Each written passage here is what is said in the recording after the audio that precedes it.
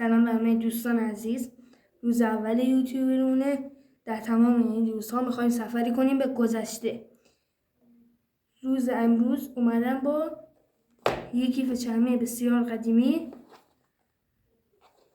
که داریم ببینید. شخصی که اینو ساخته انگار که فکر میکنم حفره‌های داخل این کیف اینجا ایجاد کرده که بتونه نخا رو واردش کنه و گره بزنه. همینطور که داریم مشاهده میکنین. فکرش رو بکنین کسی که این کیفو ساخته با دستای خودش برای خودش درست کرده، یا مثلا زمانی که داشته از بغلای کیف مثلا باز میشده همینجوری که میبینین نخ دیگه در اینجا انگار کنده شده با میخ پیچ دیگه بسته. این چرم فکر کنم از گاومیش باشه و توش اسنادهای خیلی زیادی هم داره فکر کنم. بله، از اولی شروع میکنیم. وای، اینو بچه ها شما نگاه کنید چقدر قدیمیه. یاد ناصرالدین شاه و امیرکبیر افتادم، یاد فیلم جیران، مخصوصا جیران. اینا رو فکر کنم با دوات یا با جوهر با پر با اینجور چیزا نوشتن. حتی مهرشان هم اینجا زدن. شما نگاه کنید در آن زمان.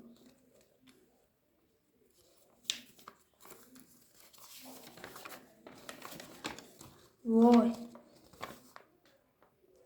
این مال سال 1234 اشتباه فکر میکنم. وزارت دادگستری شاهنشاهی، بسیار قدیمی. این اگه مال 1234 باشه، کیف که بیشتر از این هست. همینطور که میبینید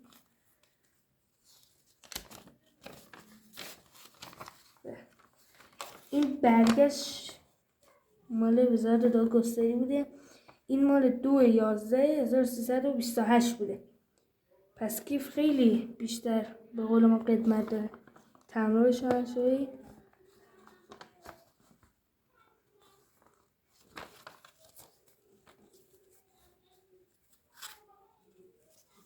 این فکر میکنم شناسنامه بوده. بله، این شناسنامه بوده. اداره ثبت احوال، نام بنده خدا، فامیلش، تاریخ تولدش و طور که شما میبینید. این چی؟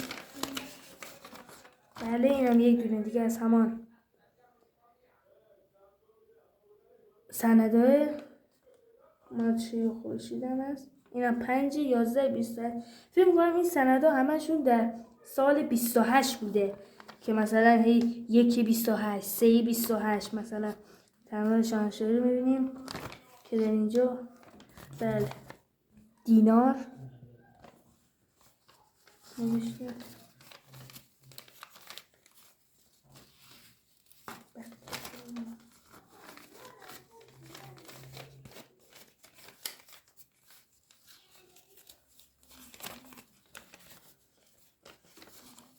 بله، من وزارت دادگستری بوده. باز این مال سال 1330 بوده، انگار 2 سال بعدش.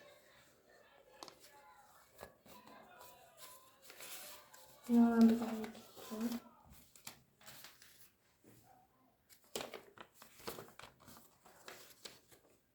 بله، و یکی دیگر از همون برگه ها.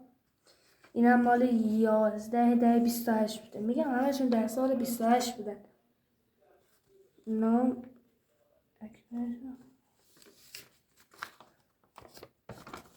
اینا همه فکر کنم با جوهر و دوات بود.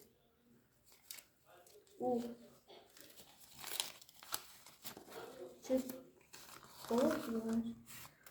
وای، واقعا تحت تاثیر این قرار گرفتن. خیلی قدیمیه دوستان، خیلی. فقط من اینجا کربلاشو میتونم بخونم. کربلایی رمضان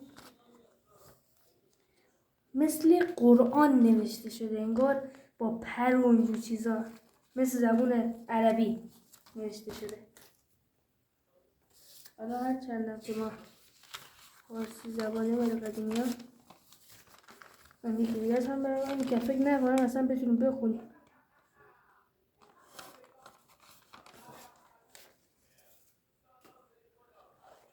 بعد این کیف دو بخش داشت. بخش اولش که این برگه ها بود، ولی بخش دوم این برگه های مثلا مهمتر، سند ها، اسنا.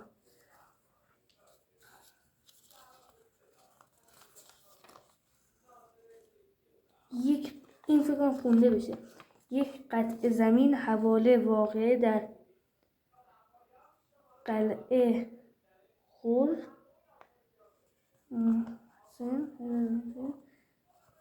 زمین رو فکر کنم دادن به نباتو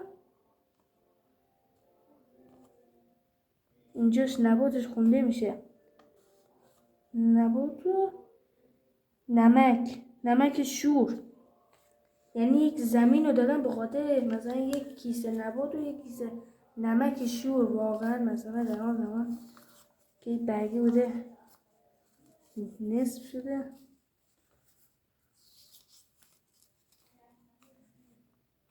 من فکر میکنم چک بوده یا نه، این املاکش دیده میشه همینطور که میبینید. این هم بسیار قدیمی هست که داریم میبینید و این تاریخ نداره که بگم.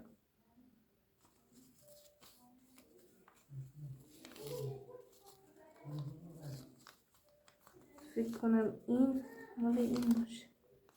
نه مال این نیست.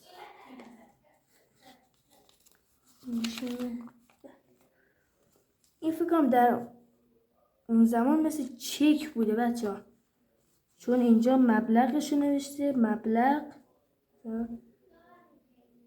50 ریال که مثلا 5000 تومان، سال 1328 همه اینا سال 28 بوده مثل چک. اینجا هم که این انگار نیست سوراخ شده، این مال اثر انگشتشون بوده فکر کنم که برداشتم.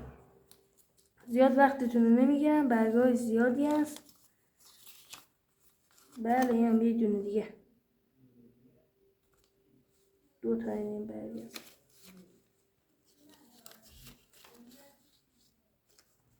وقتتون نمیگیرم دوستان، امیدوارم تا ویدیو بعدی منتظر باشید. خدا رو نگهدار.